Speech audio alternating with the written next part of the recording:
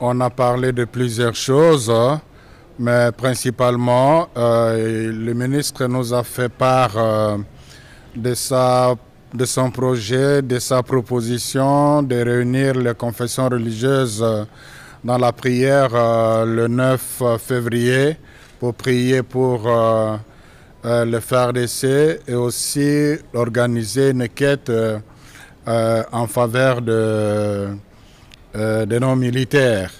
Alors, il voulait la collaboration de l'Église catholique là-dessus.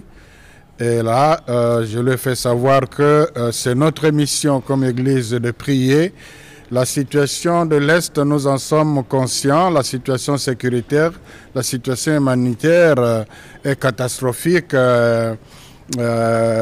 la vie de nos militaires, personnellement, j'étais dans une mission il y a quelques années, avant que la situation s'empire, où on a touché de doigt la réalité de nos militaires. Donc l'Église catholique n'a pas de problème pour prier, mais dans sa particularité. La particularité, c'est quoi? C'est-à-dire notre foi nous demande d'aller plus loin, de prier même pour l'ennemi. Ben, évidemment, ici, le ministre voit le FARDC avec raison. C'est voilà pourquoi nous disons que il n'y aurait pas d'inconvénient pour l'Église catholique de prier pour la paix, parce que les militaires sont victimes de manque de paix à l'est du pays. Et il n'y a pas que des militaires. Pensons à tous ces déplacés, à toutes ces familles de personnes qui vivent dans la forêt, à toutes ces victimes des enfants orphelins. Donc ils ont besoin de la paix, ils ont besoin de la prière. Donc ce serait l'occasion justement pour intensifier les prières que nous faisons déjà pour la paix. Alors, une autre particularité pour les quêtes pour l'Église catholique, c'est le droit canon que l'État congolais s'est engagé à respecter dans l'accord cadre.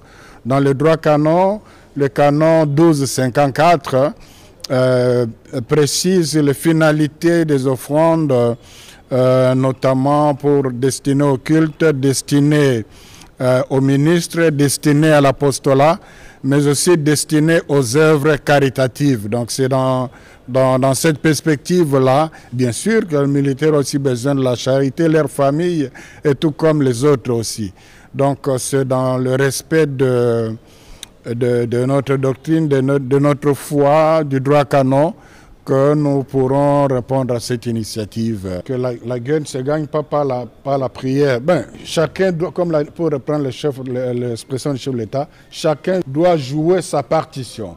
Nous ne prions pas pour gagner la guerre, mais nous prions pour la paix, pour que la paix soit instaurée.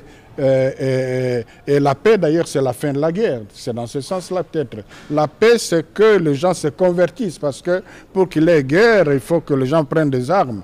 Donc, je crois que c'est là où on devra vraiment bien comprendre les choses. Nous prions pour la paix, pour éviter la guerre, parce que le Christ en qui nous croyons est le prince de la paix.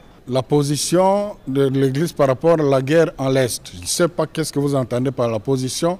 La position, c'est que chacun doit jouer sa partition pour que la paix soit instaurée à l'Est.